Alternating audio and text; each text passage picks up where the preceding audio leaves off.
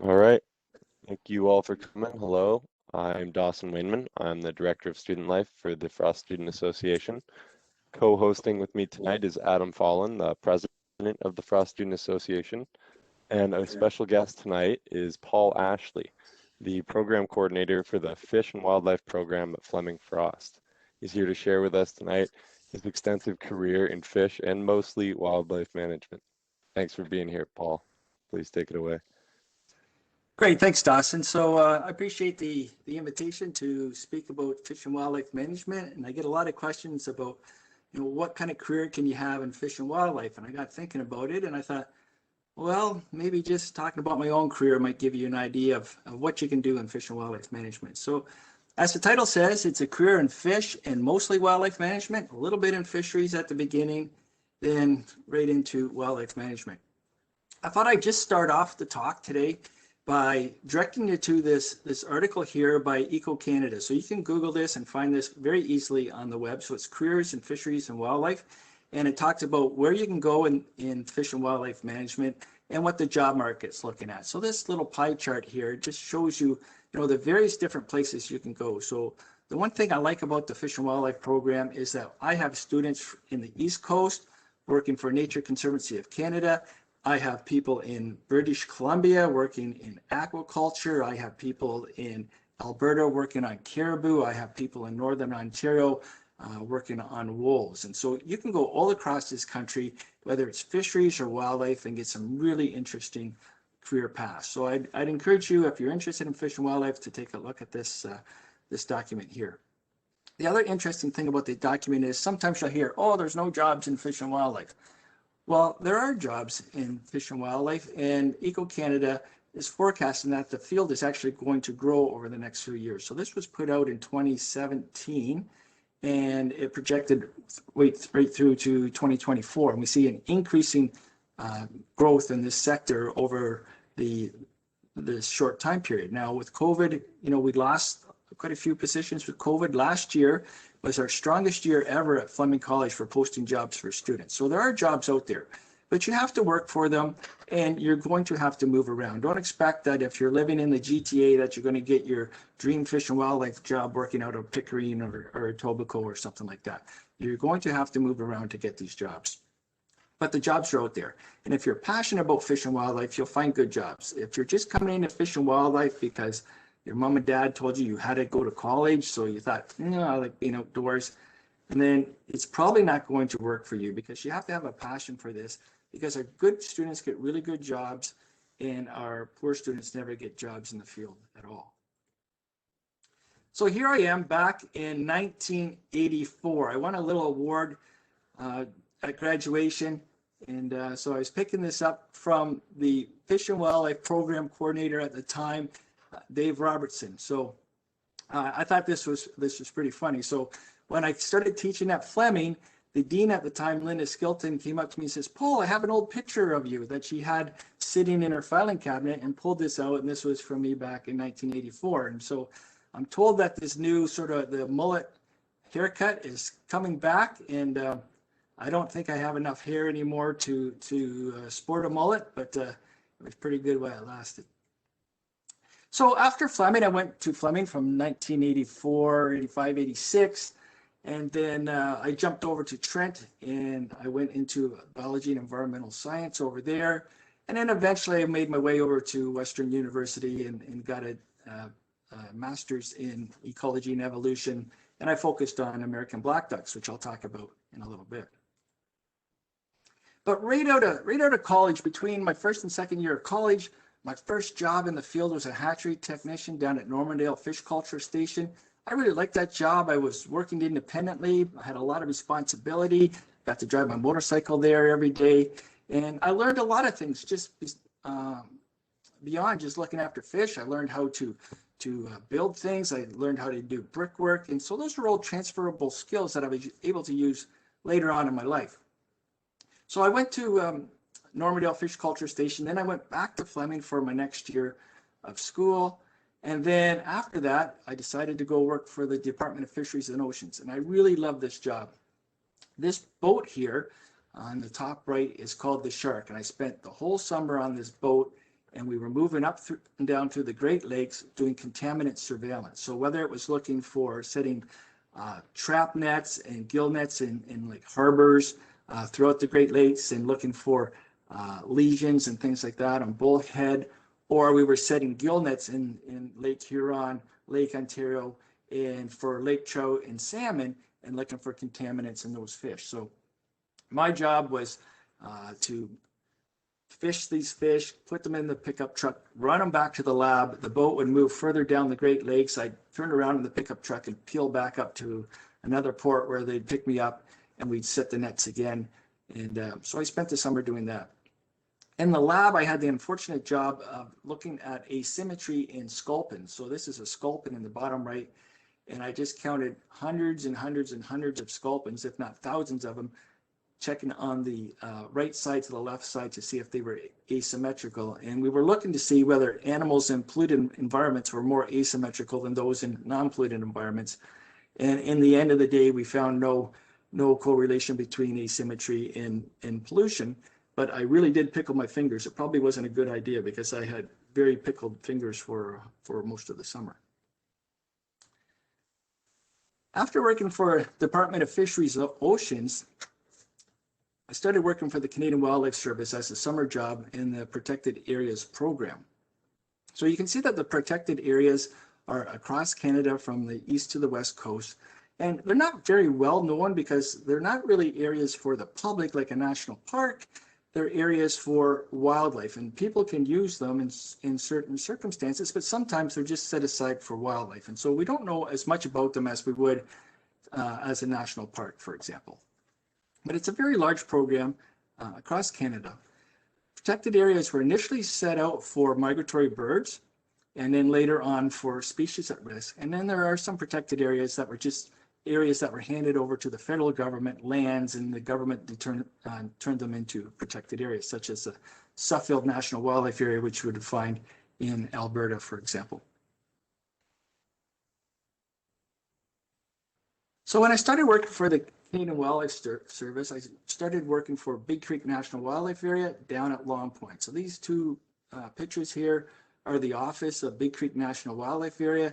I ended up living there for well over a decade and worked out of this office for close to 20 years.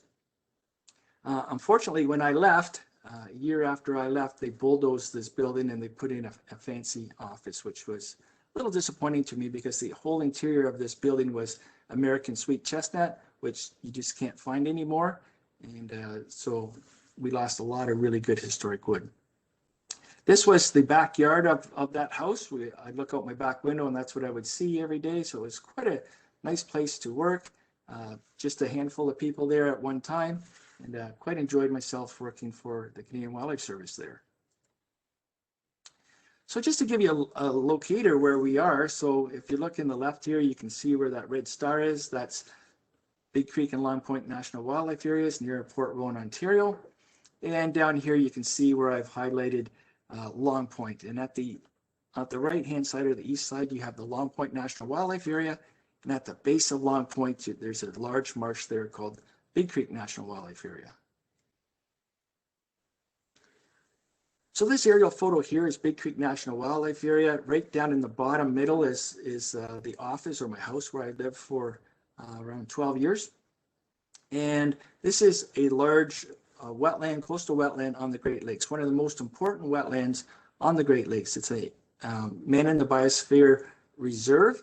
It's known internationally as a Ramsar site, as a nationally or internationally significant wetland. So it's a very important wetland, a lot of endangered species in there, such as king rail, spotted turtle, that sort of thing.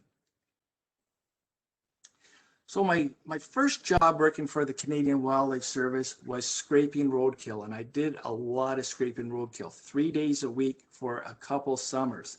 I would have a spatula in one hand, a notebook in the other hand, and I'd walk the 3.5 kilometers one way, turn around and walk the 3.5 kilometers the other way, and scrape off turtles, frogs, toads, birds, snakes, muskrats, mink.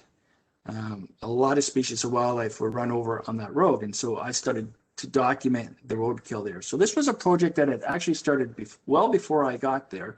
It was actually started in 1979, and various summer students had this glorious job of scraping roadkill off. So I was just the next student in line scraping this roadkill off the road. But what we found out was, and this is a little paper I published, not even sure the date anymore, a long time ago, road mortality of amphibians and reptiles and other wildlife on the Long Point Causeway. And what I was able to show was this was very significant. This wasn't just a little local roadkill thing going on. This had, the amount of roadkill was of international significance. So it's the second highest recorded road mortality in the world. Occurring at Long Point, and the vast majority of it were leopard frogs. Over 10,000 leopard frogs were being run over on this road annually. And so it was fairly significant, not only just for frogs, but also for turtles and listed species of snakes, such as the fox snake as well.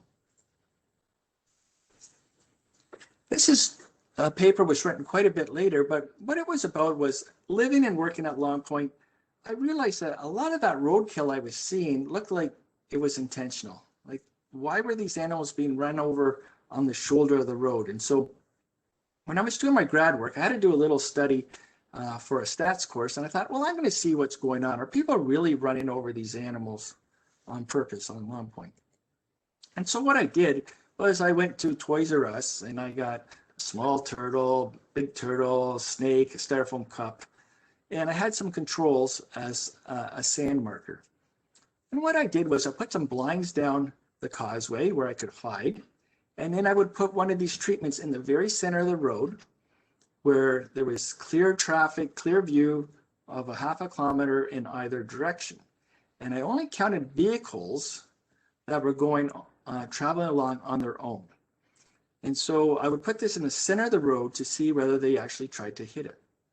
The sand was just a control. So sometimes people just don't know where their tires are, so there would be some that were run over by accident. So the sand was used to account for that. I used a styrofoam cup just to see whether people were targeting animals more than just an inanimate object. I know sometimes when I'm driving down the road, I'll try to run over a pop can just to see if I can hit it.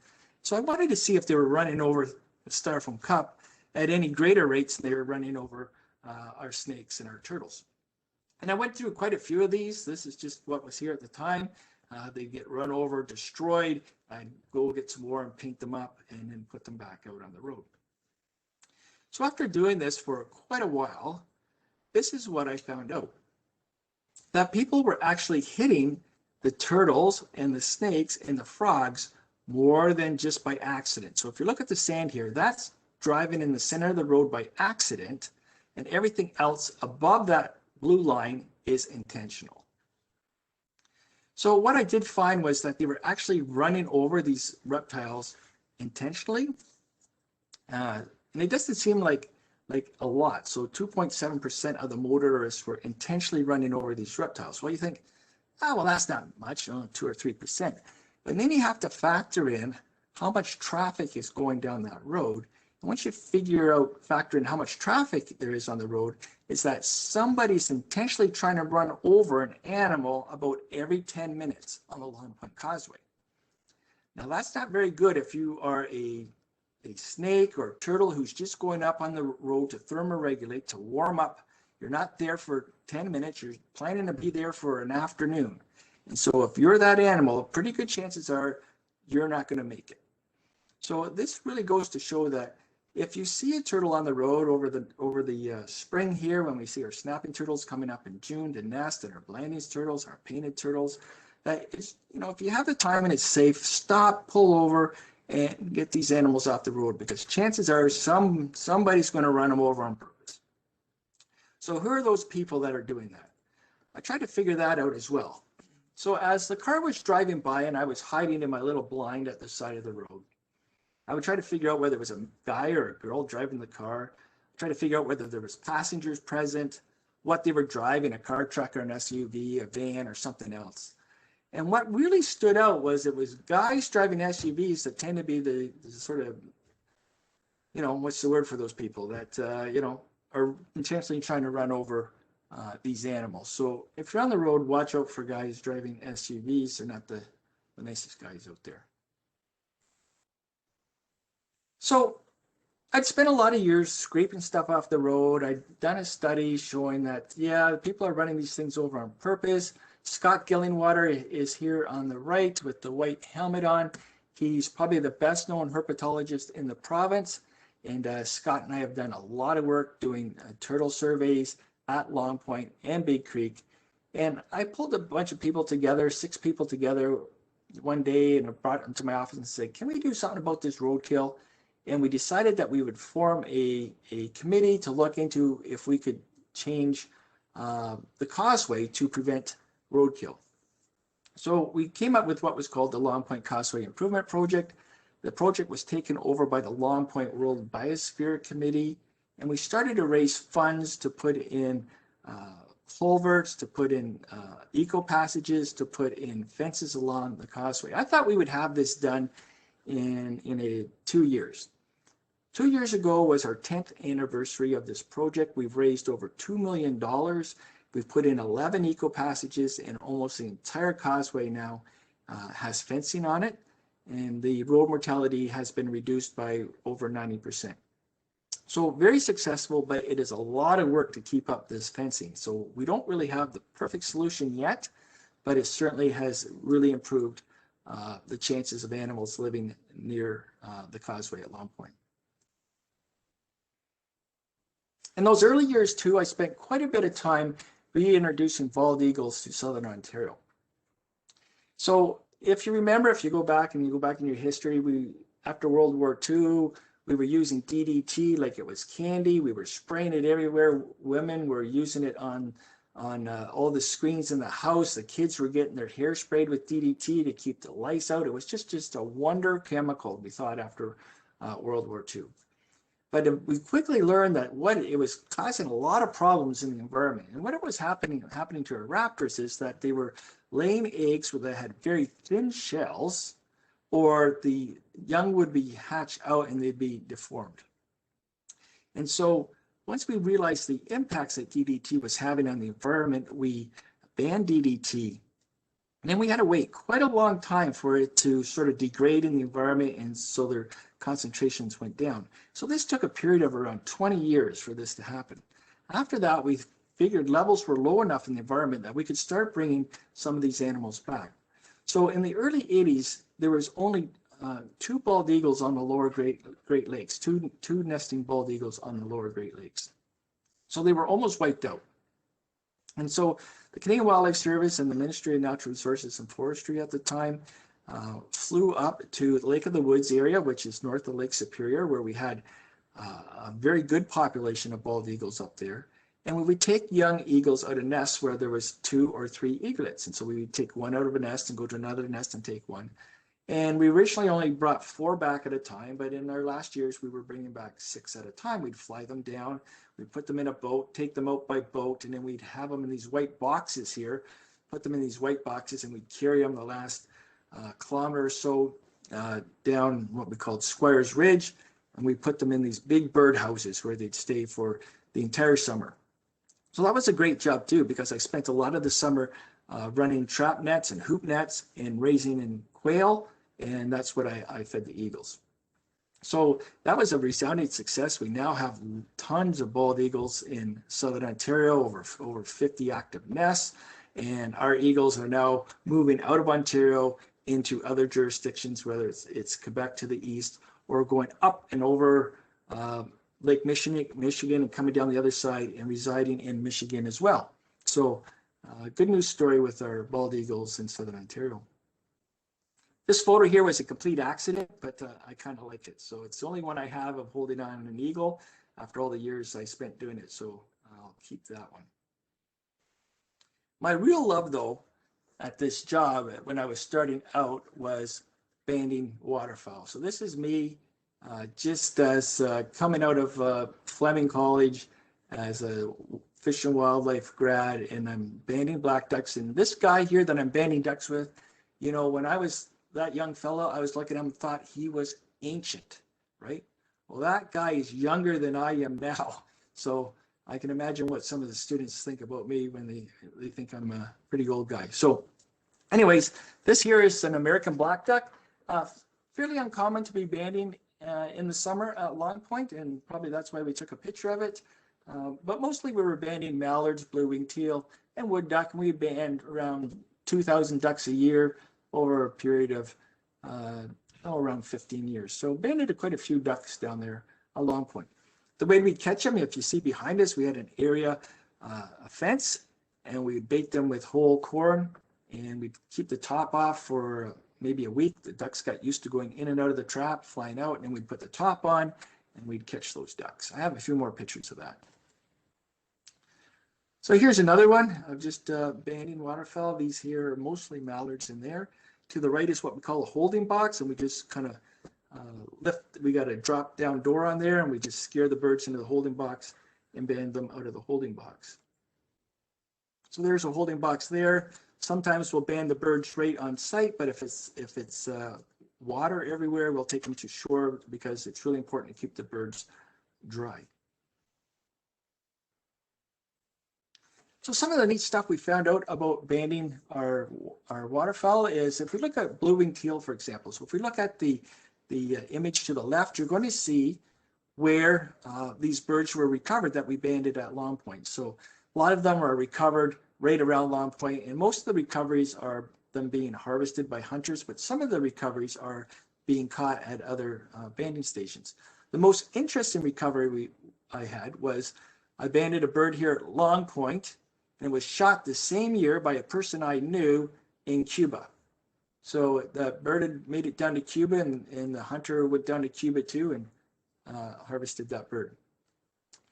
The diagram we see here on the right is the banding location of birds that we've recovered at Long Point. So these are birds that we've either caught in our banding station that already had a band on them, or they're birds that were shot at Long Point that were banded elsewhere. One other species that's kind of interesting to look at is our wood duck. So if we look on our left, here's the recovery location of our wood ducks banded at Long Point, and you're going to see that the vast majority of them are recovered in the United States. So with waterfowl, the US think that these ducks are their ducks and they just come up to Canada for summer holidays. And we think these ducks are our ducks and they just go down to the States for the winter. So waterfowl is an international resource which is shared between Canada and the US, and it's managed jointly between Canada and the US. Actually, a lot of the money that is spent on banding waterfowl in Canada actually comes from the United States because they think they're their ducks as well, and they want those ducks banded so they can manage them. So they're joint managed between Canada and the US. Waterfowl banding occurs over a period of about a month every summer. So it starts in early August, it goes through August right to early September when we shut it down. And I always had my kids involved, and they're quite a bit older now. That little guy now is 21 and away at university, college. One of the things about banding waterfowl is, we have to do it in that time in the summer because you're not allowed to band during hunting season.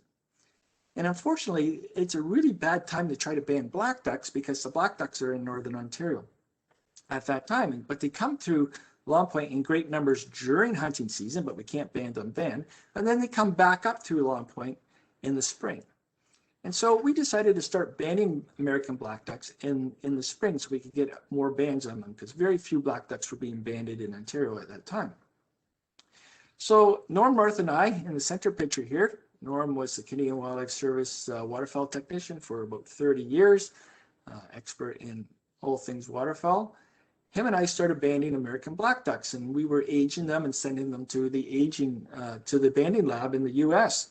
And they came back to us and said, well, you can't age those birds. And we said, what are you talking about? And they said, well, there's no way you can age them. We said, sure there is. We're aging them. There's no problem. But they wouldn't accept it because there was no validated method to age American black ducks. So Dr. Scott Petrie, which is here, this fellow here that I'm sitting beside, said, hey, why don't we do this for your master's? So Scott taught the wildlife ecology course at Western University. So I went back to school at almost 40 years old, and I felt like a really old guy at the time, and got my master's under Scott, and we did some pretty neat things looking at American black ducks. Had some bad ideas at that time. I just throw this in there for all you people getting summer jobs and jobs. Think what you're doing, okay? Don't get too excited about, getting the job done. Make sure you think these things out, because I've done a lot of silly things, and I'm glad I'm in one piece. And, I've put the truck through the marsh. That was a big job to get out. I put a truck in a pond that sunk, and then it caught on fire after it was being fixed. And I put, I don't know how many ATVs through ice on the lake. And this job in Fish and Wildlife, it's a great career. You're outdoors doing a lot of things, but there are a lot of dangers out there. So just be careful what you're doing. I'm glad I'm here in good shape, because there's a lot of times where things could have gone bad the other way.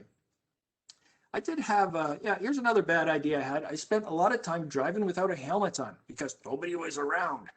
And not a good idea. So, follow safety protocols. You only have one noggin, you only have one set of eyes. So, make sure you're being safe when you're working out there. I did have some good ideas, though, I thought. This is one that Norm North and I came up with. It was developing an automated door system for waterfowl traps, because the waterfowl just go in there on their own. But, that means you have to go to that trap every day of the week for 5 weeks straight. So we made this automated door system on a timer where we could open and close the door when we wanted, in case there was a day or so that we couldn't get. So that was fun, sort of building that thing and then writing a little paper about that. Wrote a couple other little papers on this work in American black duck. We looked at stable isotopes, and I won't go into stable isotopes now, but just suffice to say that we can look at the chemical composition of the feathers and know where that bird was. Looking at different feathers, I can tell you where that bird was hatched out. I can tell you where that bird spent the winter, and if we harvested it, we have a harvest location where it was hatched and where it spent the winter. And so we can put all those areas together. So we can link these natal areas to harvest areas to wintering areas, and we can start developing source sink dynamics for American black ducks. So this was the first time it was done on a fairly large scale in North America. It was on American black ducks. And this is now standard for many species of waterfowl now with the Canadian Wildlife Service and the U.S. Fish and Wildlife Service, where they're looking at source and sink dynamics for all species of waterfowl. We wrote another little paper called Age Determination of American Black Ducks. That's where we proved that we could actually age these birds in the winter and spring. And now that's an accepted method by the Canadian Wildlife Service and the U.S. Fish and Wildlife Service. One other little fun job we'd have along the way was banding geese. So if you ever been to the Toronto waterfront or down in Mississauga or Oakville, there's a lot of goose problems, or there have been historically a lot of goose problems. And we moved a lot of geese off the Toronto waterfront.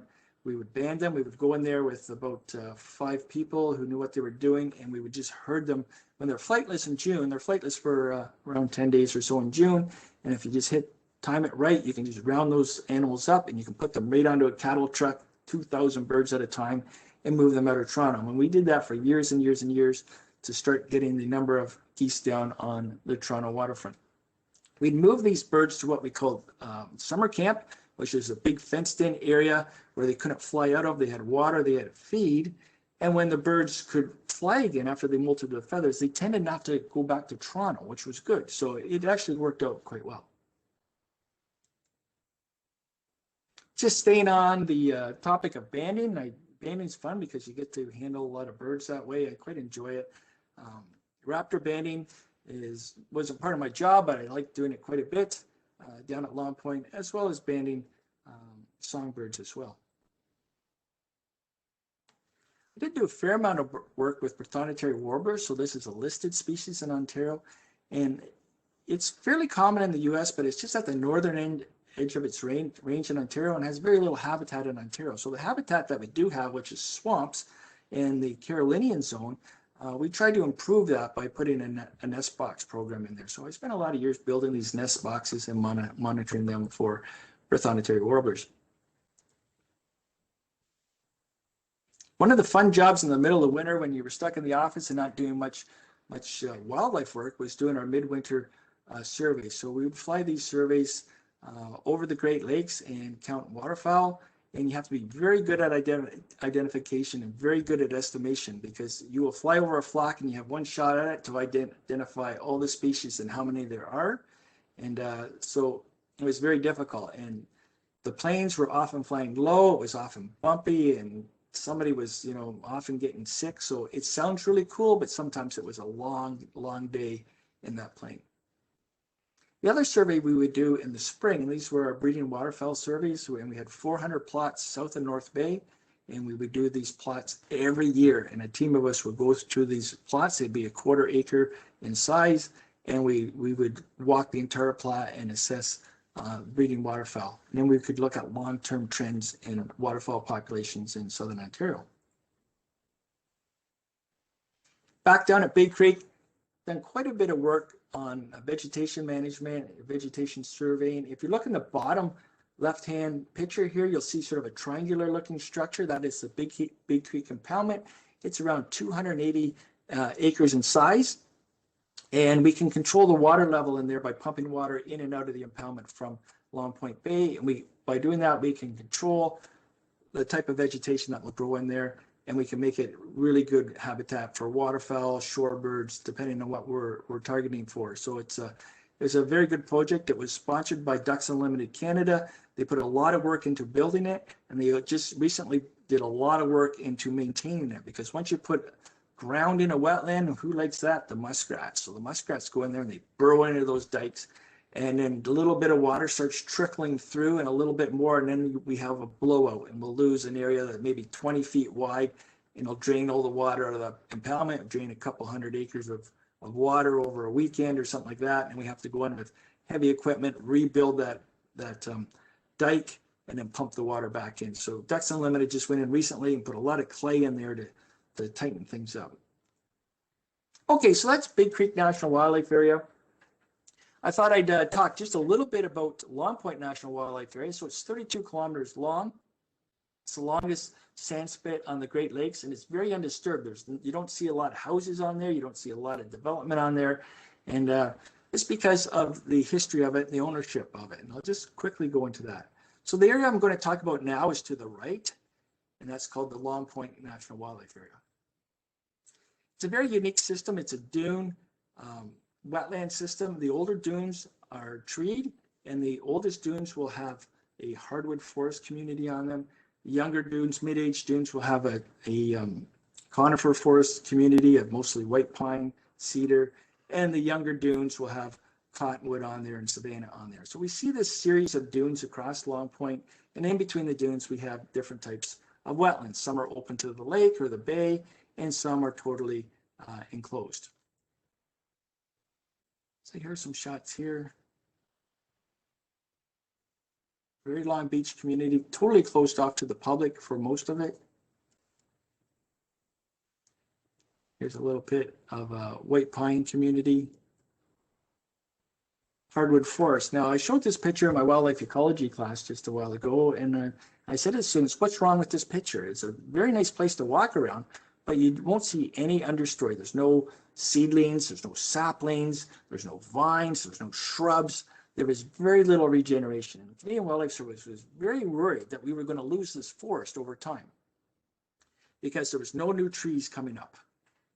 And so what we decided to do was do an exclosure study to see what was really going on.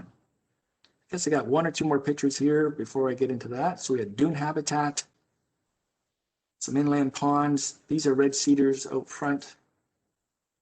Some more inland ponds. This is really a good spot for map turtles. This is called Squires Ridge here. This is name escapes me, bummer. Okay, Cottonwood Red Cedar Savanna. This is near the end of Long Point, near the eastern end. More hardwood forest community. And this aerial photo here is of ground juniper. And what you're going to see is you don't see it all nice and leafy and fluffy. You see it really in very circular formation, right? And that is because of deer eating it. So the deer were browsing this ground juniper and red cedar quite a bit. So we were trying to get an idea how many deer were actually on Long Point. And so we did it a couple different ways. We'd fly it by helicopter or fixed wing aircraft, and we'd actually walk it sometimes and get an actual count doing a deer drive. So we had an idea how many deer were out there, and we wanted to see how they were affecting the habitat. So we put up these exclosures. So if you think of something, say the size of a tennis court or double tennis courts, all fenced off, that's what these exclosures look like out at Long Point. So we put an exclosure out on the cottonwood, cedar, cottonwood and red cedar savanna. And you're going to see, if you look on the left-hand side here, you see wildflowers. On the right-hand side, no wildflowers at all. The deer eat them preferentially because they have a lot of energy in them. Also in this exclosure, you can see that it's very infilled with a lot of grass. And as you look to the outside, you're going to see that it's a lot more trampled and a lot more exposed areas and sandy areas. Here's an interesting one. This species here is sassafras. It's a clonal species, so it root suckers up. So this is when we just put it up. The control site is to the left of this picture. And this is 10 years later. You can see that the control site, there's still no trees there, but inside that little exclosure, it's totally full of sassafras. So we had several of those across the point. So we were able to show that deer were impacting the vegetation and communities in Long Point, and people had noted that since the 1930s. And as the missionaries came through, they started documenting all the species found on Long Point. And since that time, since those original documents, we know that we've lost over 30 species of plants on Long Point, and most of these are probably lost due to deer just eating them up. Besides just getting rid of certain species, we started to see a lack of complexity in the forest itself. And so the forest became less diverse, less habitats, and there was just not as robust system as you would want.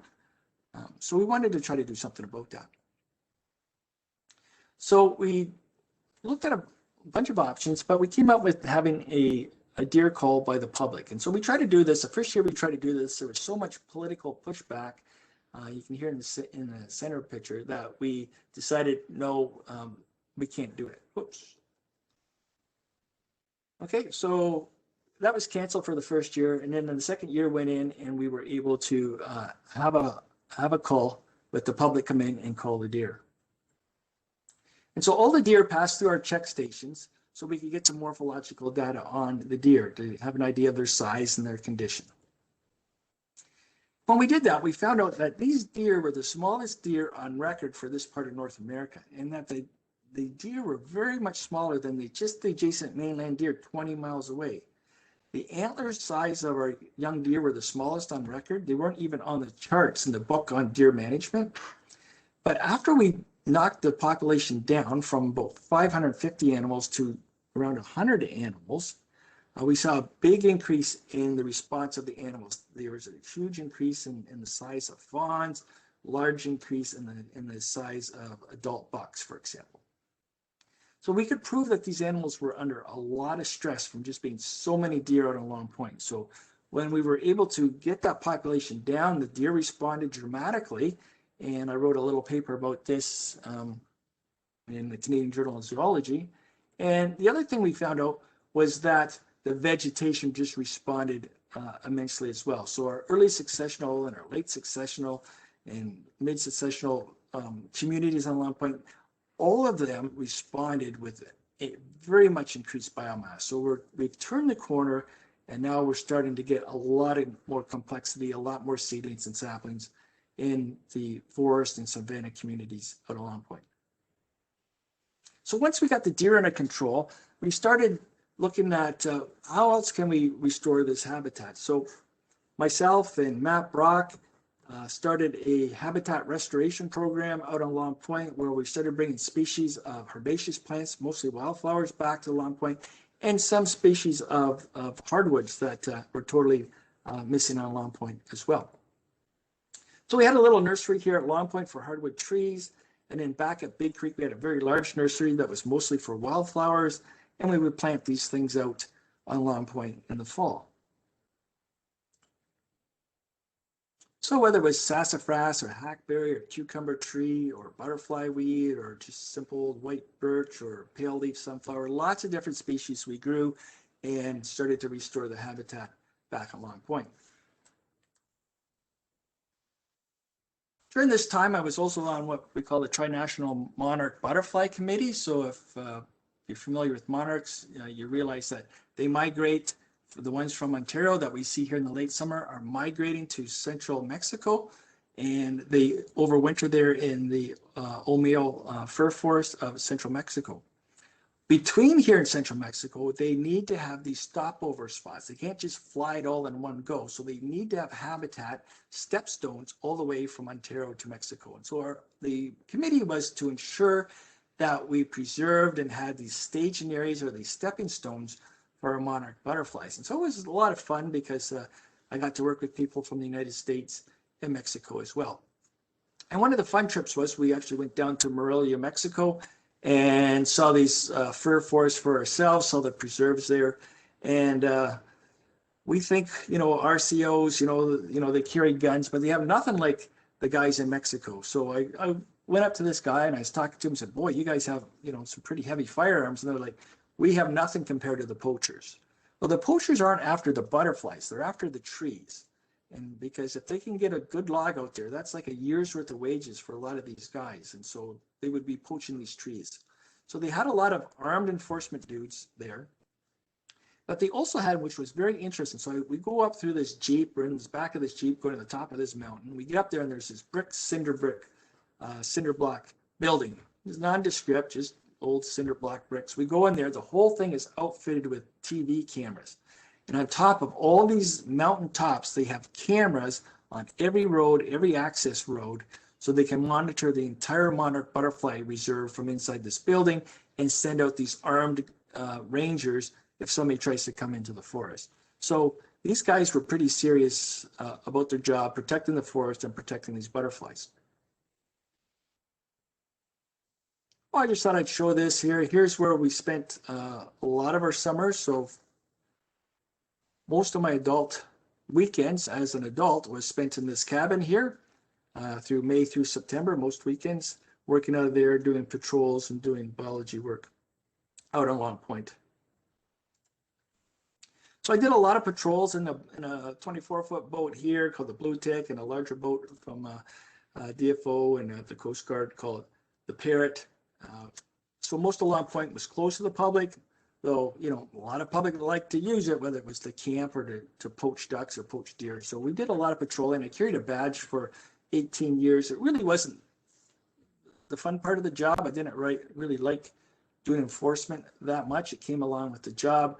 I had a gun pointed at me twice in my career, and that's 2 times too many to have a live firearm pointed at you by somebody who does not like you.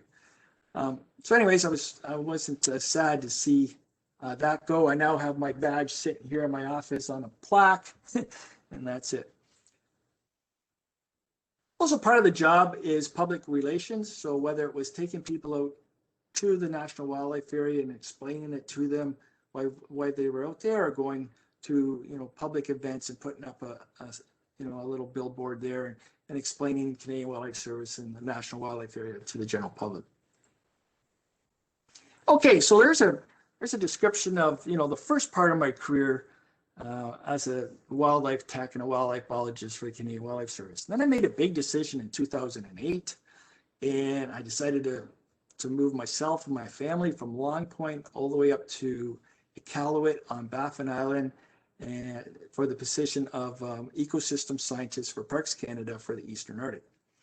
So my job with Parks Canada was basically to look at how the 4 Eastern Arctic national parks were responding to climate change. So here's Iqaluit Nunavut. My house is actually in this picture here. It's down in the bottom right-hand corner. This is basically what it looks like now. The yellow building's the airport, and we just got a new one, so that is not the airport anymore, but it basically looks like that.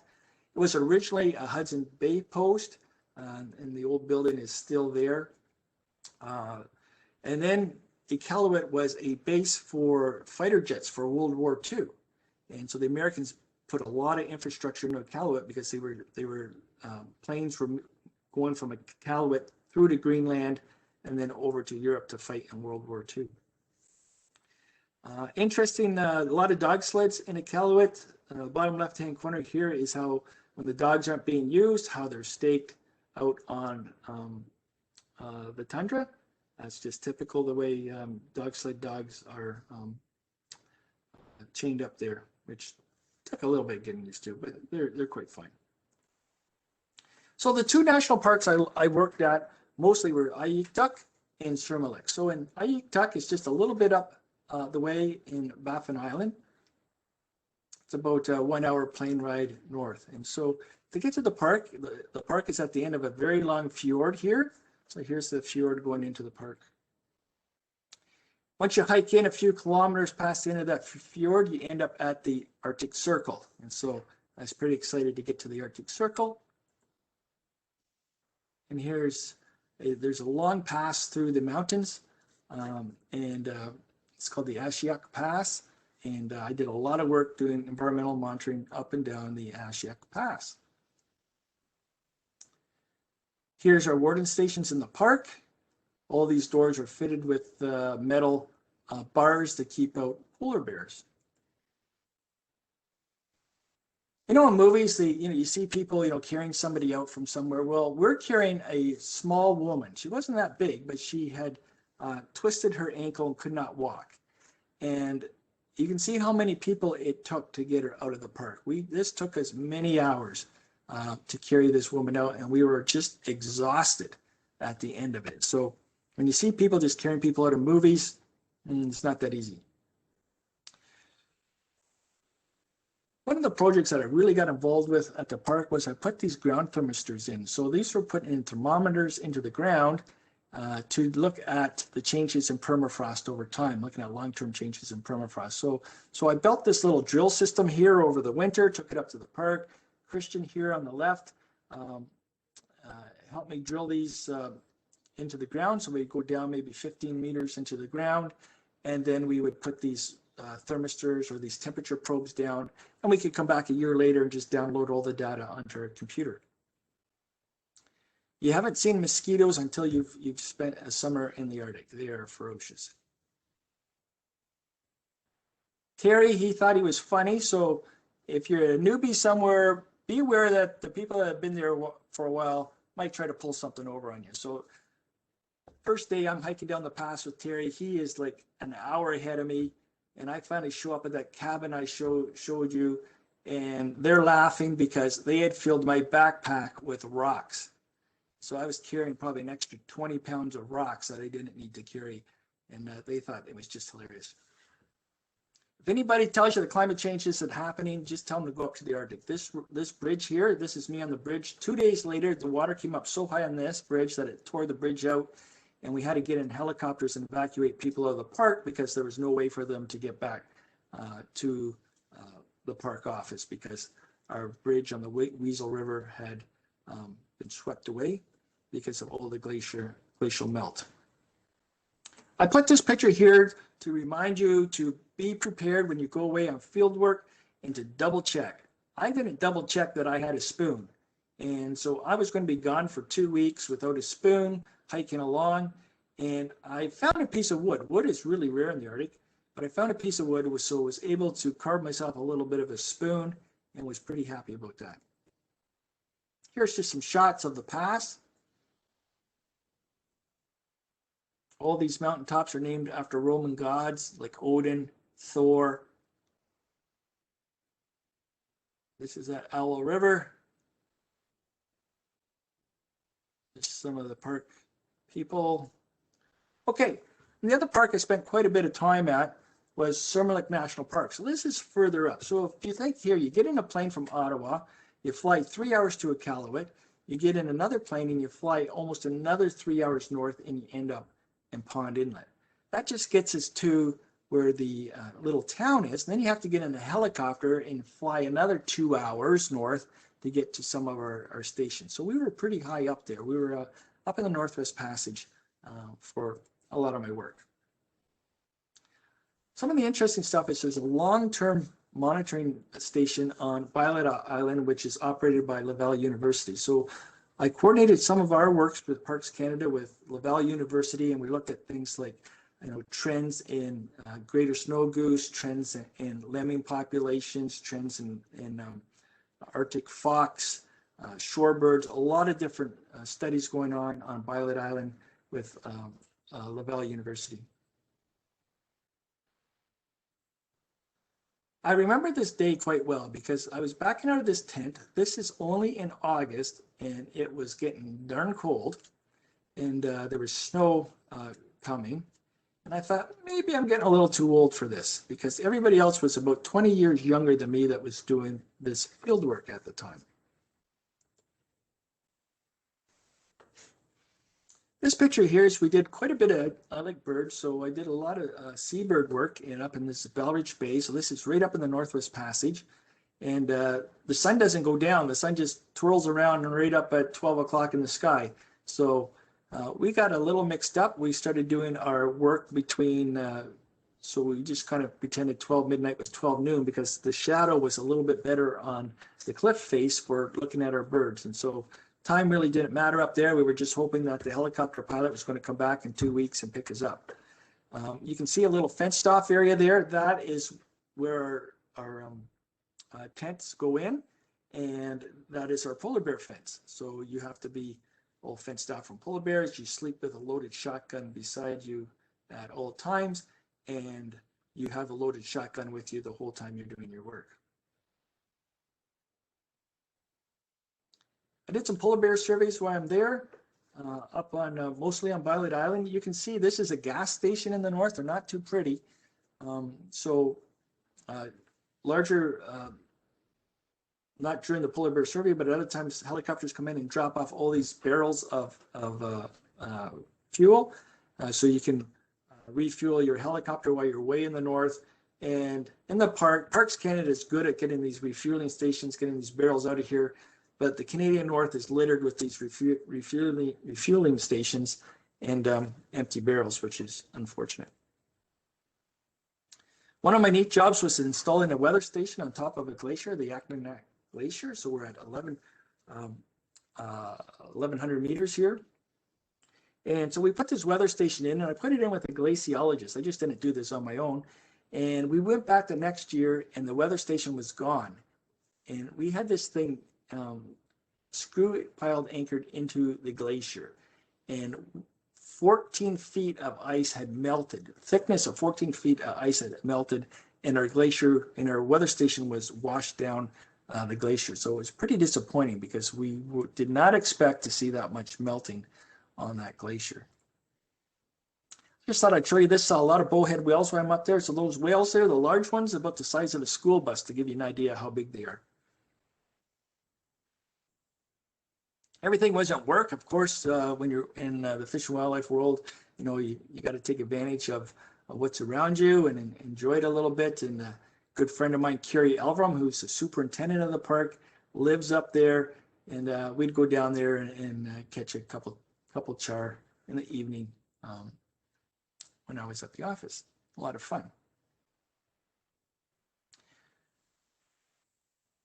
During this time, I was asked to teach in Europe, in Budapest, so at Central European University. So I spent 8 springs in Budapest teaching at a university, teaching environmental monitoring, and mostly related to wetlands. So it's sort of what I was doing with Parks Canada and the Canadian Wildlife Service.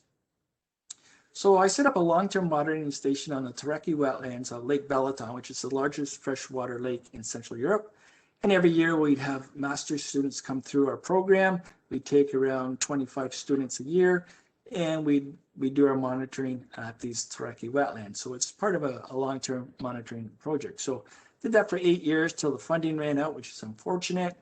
I was trying to get back this year, but no funds. And if you know anything what's going on in Hungary right now, it's not the best politically, unfortunately. Beautiful country. Very nice people. I just can't wait to get back there.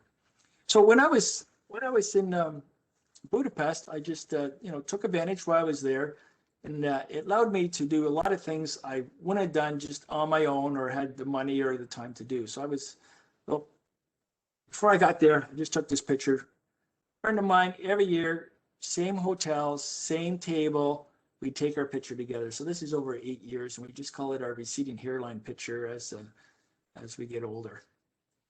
Anyways, lots of perks going over to Europe. I enjoyed all my time there, whether I was getting over to Italy or Poland or France or Turkey. Was able to see a lot of sites. I like this tortoise I found right there in Rome, and they had very tall walls around where I found that tortoise, which probably kept it from being run over because there was a lot of traffic all around the outside of that. Yeah, going over to France, Mount Vesuvius, Tower of Pisa, so lots of things. So I put this in there to say, this is a pretty neat career because you can do a lot of neat things, and you're not going to stay in one spot for your career because it just never happens. You're usually moving around quite a bit. So after Parks Canada, I went to what I called the dark side, or I considered the dark side when I was in college or university. So that was being an environmental consultant. So I always figured the good guys were the guys that worked for the Canadian Wildlife Service or the Ministry of Natural Resources, worked for the government. And a biologist that worked for a consulting company I thought was selling themselves out. But here I went over to the dark side in around 2008. And I worked for a company called Hatch, where I was terrestrial and wetlands ecologist. And I did environmental assessments, mostly for energy and mine and infrastructure projects, where I did bird surveys, herp surveys, bat surveys, veg surveys, small mammals, species at risk, environmental land classification, wetland evaluations, did all these things. So I got a lot of wildlife working for this consulting company. And actually, I did a lot of good. I was able to protect some old growth forests from development. I was able to move development away from fragmenting forests.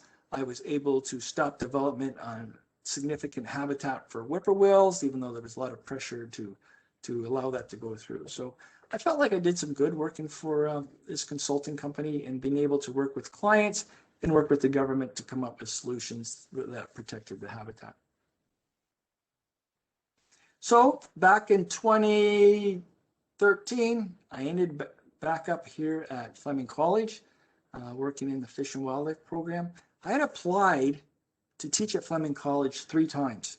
So the third time they finally gave me an interview, and I even wasn't their first candidate. I was their second or third candidate that they selected, but persistence paid off, and I eventually got in here. So most of the courses, most of the time I'm teaching habitat classification, habitat assessment, wildlife ecology, teach ornithology once in a while when we can't find anybody to teach that.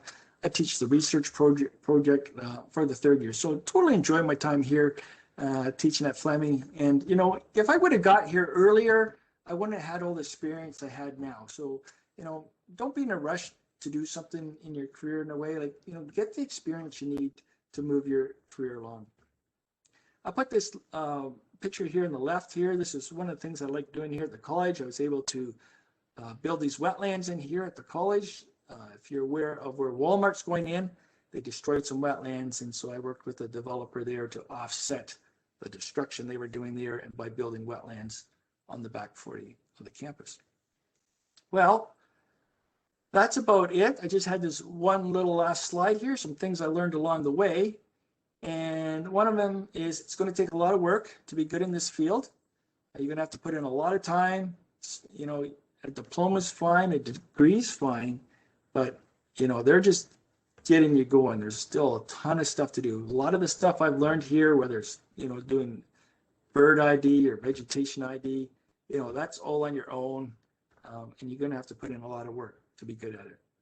Second thing is I learned it's not a direct path, even though you want it to be a direct path, that you're going to bounce around from job to job. You're going to have to be flexible to move across the country or move across the province to take those jobs. And, good chances don't come around, every day. So really consider the opportunities that come your way. Somebody said to me, hey, Paul, why don't you turn this into a master's? And I jumped at that. I wasn't thinking of doing a master's, but I did it. I couldn't have got into Parks Canada without doing the master's. And I couldn't have gone to Budapest and taught at a university for 8 years if I wasn't at Parks Canada doing that environmental monitoring job. And I wouldn't have got the job at Fleming if I didn't have the teaching experience in Budapest.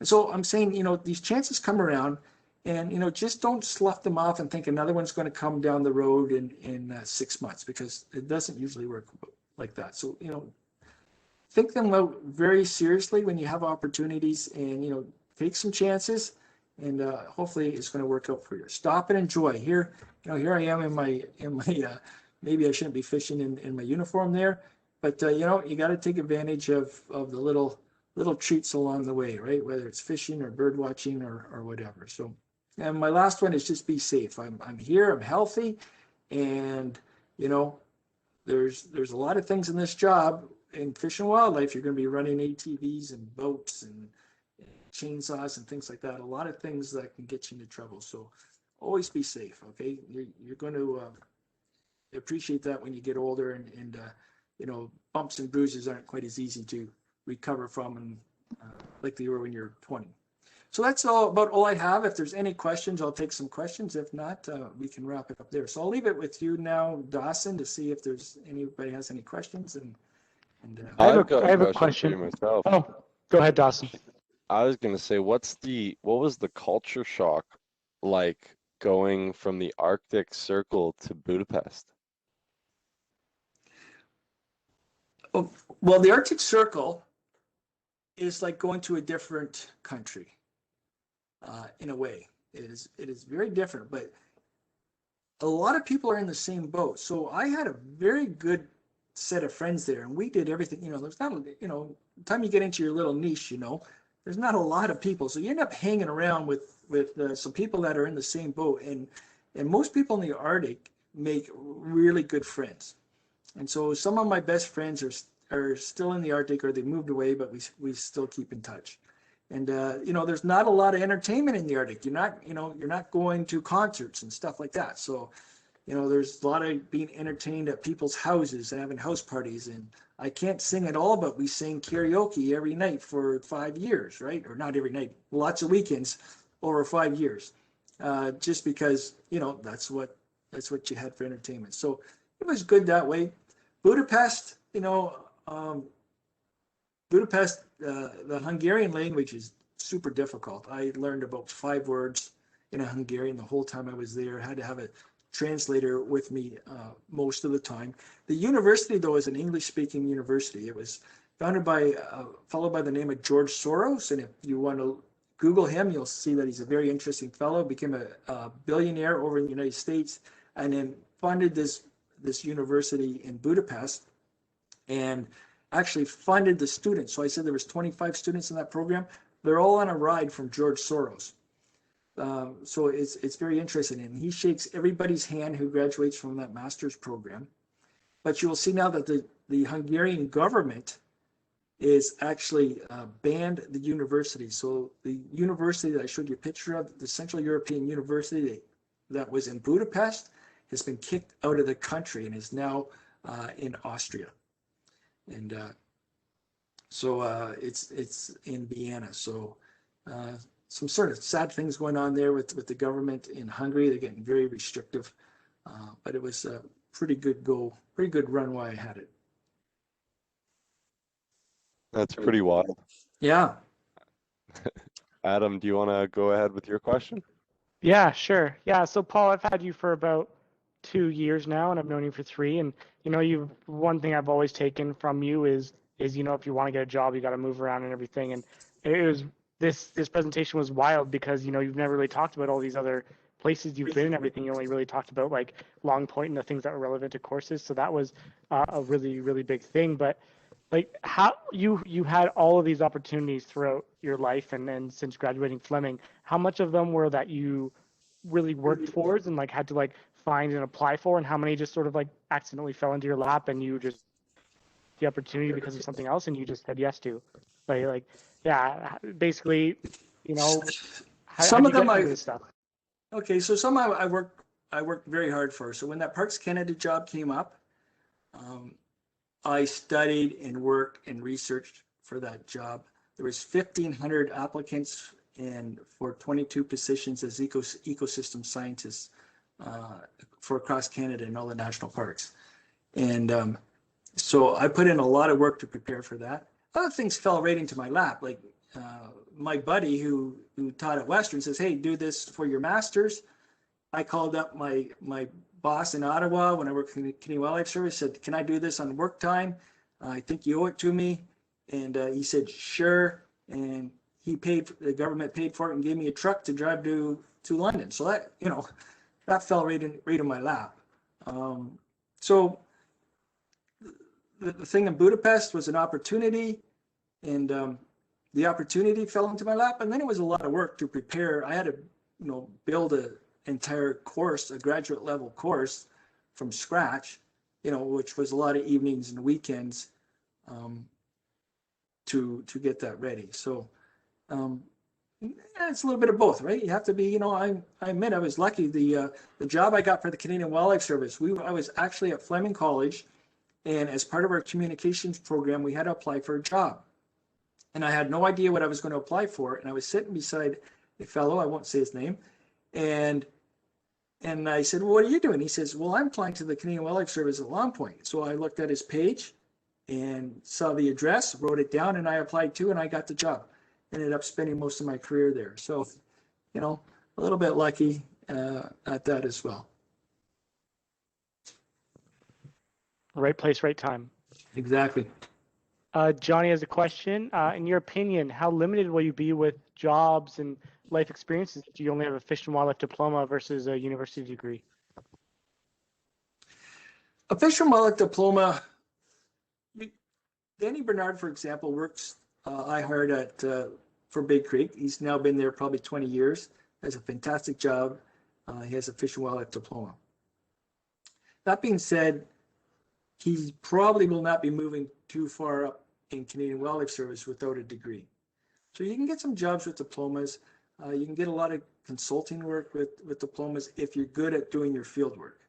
But if you're with the government, unfortunately, a degree will open up doors that the diploma won't. So, a minimum to apply for the Parks Canada job was a master's, right? So I couldn't even have applied for it, even though I would have been qualified, I think, without it. I couldn't apply for that job. So I would say, the diploma will get you some jobs, but the degree will open up many more doors for you than you can open up with just your diploma. And the thing is, there's just so many people now that are going through biological programs, right? So that's the competition. And when the people are, weeding through resumes, they're just, saying, okay, well, we're going to make sure that they have to have a degree because, recruiters will say, oh, well, a degree is better than a diploma, even though we know that our Fish and Wildlife students can outcompete, honors students in field work and identification and things like that. So it's an unfortunate part of our business now. A reality is that there's a lot of people competing for jobs, and that a lot of times they'll just say, okay, we're going to just start at a BSc and work our way up from there. Yeah, it makes a lot of sense. Yeah. So myself, I'm looking at finishing third year, and then I'm looking at going out to UNBC for wildlife and fisheries.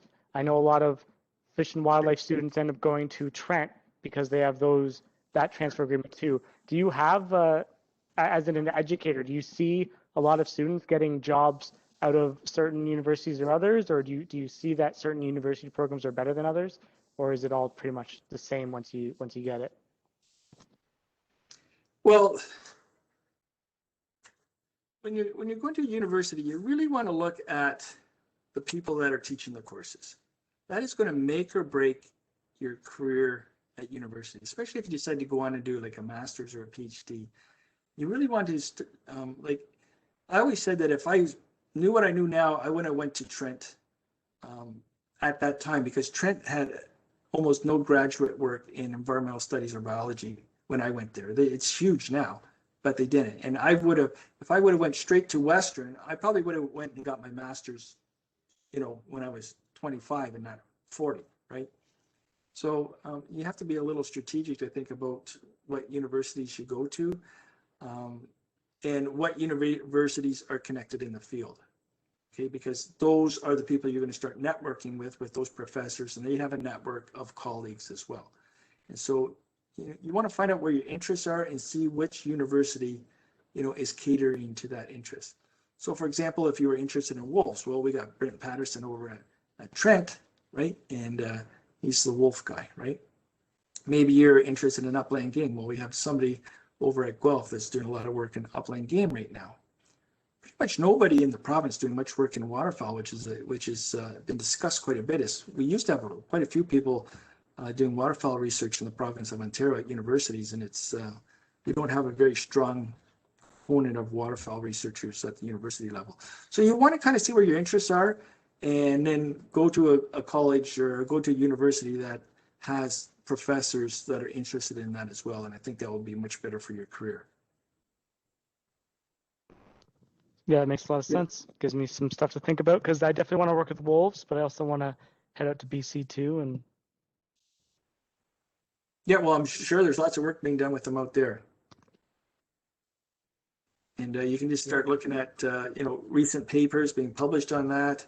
If you're searching for wolves, British Columbia, looking at peer-reviewed papers, see whose names keep popping up, and then you contact those people and you find out where to go. yep, that makes a lot of sense. Yeah.